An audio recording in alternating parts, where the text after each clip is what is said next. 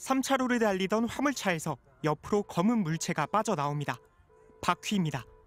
굴러가던 바퀴는 1차로로 이동하면서 중앙 분리대와 부딪히고 탄력을 받아 높이 솟구쳐 오릅니다.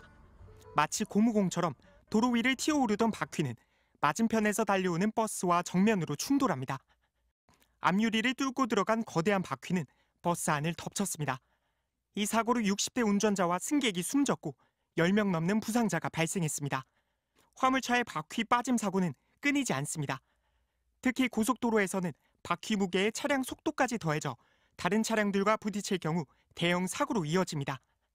지난 2018년에는 서해안 고속도로를 달리던 대형 트레일러에서 바퀴가 빠져나와 건너편에서 달려오던 SUV를 덮쳐 한 명이 숨지고 가족 3명이 다치기도 했습니다. 전문가들은 화물차 바퀴 빠짐이 반복되는 이유로 과적을 지적합니다. 무거운 짐을 싣고 달리는 화물차의 경우 차량에 전달되는 진동이 강해 바퀴와 축에 쉽게 변형이 생긴다는 겁니다. 큰 짐을 실었을 때 고수로 달리면 진동이 있다 보니까 진동에 의해서 너트하고 볼트가 풀리는 경우가 있다. 그만큼 자주 정비를 해줘야 하지만 낮아진 운임에 화물차 기사들이 수리 점검 비용을 아끼려다 보니 정비 불량으로 이어지는 경우가 많습니다. 바퀴가 통째로 빠져나왔다 보면 허브가 제대로 조립이 안 돼서 빠져나왔다 이렇게 볼 수 있어요.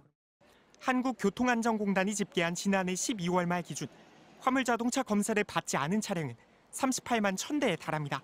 경찰은 어제 바퀴 빠짐의 원인을 밝히기 위해 국립과학수사연구원의 화물차 조사를 의뢰할 방침입니다. MBC 뉴스 류현준입니다. 전주와 군산을 잇는 자동차 전용 도로. 커다란 석재 3개를 실은 대형 화물차가 안전거리도 지키지 않은 채 2차로를 달립니다. 3차로로 바꾸려는 순간 차체가 좌우로 흔들리더니 화물칸에 실린 돌덩이가 옆을 지나던 승용차 위로 쏟아집니다. 피해 차량은 갓길로 밀려났고 뒤따르던 승용차 3대가 연이어 부딪혔습니다. 도로에서 사중 추돌이 이제 교통사고 발생했죠. 이 무전으로 이제 그 낙석이 이제 큰 게 떨어져 있다.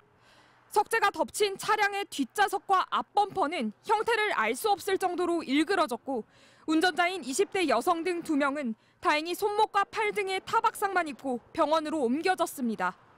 이곳 현장에는 사고 당시 부딪힌 자동차 범퍼 등 이런 조각들과 함께 화물차에서 떨어진 석재 조각 파편들이 뒤엉켜 있습니다.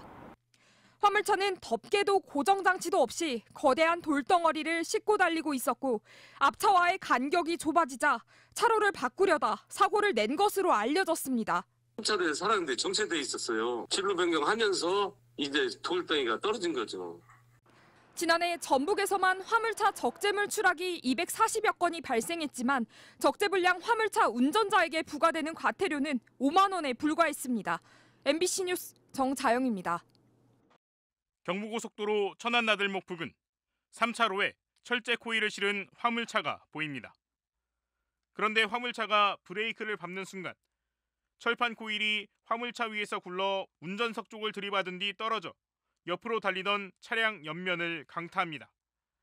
차량은 크게 휘청였지만 운전자가 급히 중심을 잡고 차를 세웠습니다. 코일은 도로에 떨어진 이후에도 수백 미터 앞까지 계속 굴러갑니다. 이런 강철 코일은 무게만 20톤이 넘는 것으로 알려졌습니다.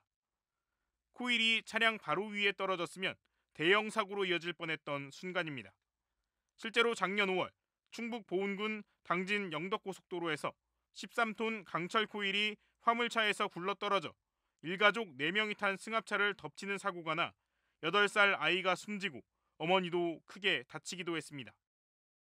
화물차에서 떨어진 코일에 크고 작은 사고가 끊이지 않자 올해 4월부터 코일 등을 실은 화물차의 경우 적재물의 이탈 방지, 즉 고박 기준을 강화했지만 제대로 지켜지지 않은 경우가 있어 사고가 이어지고 있습니다.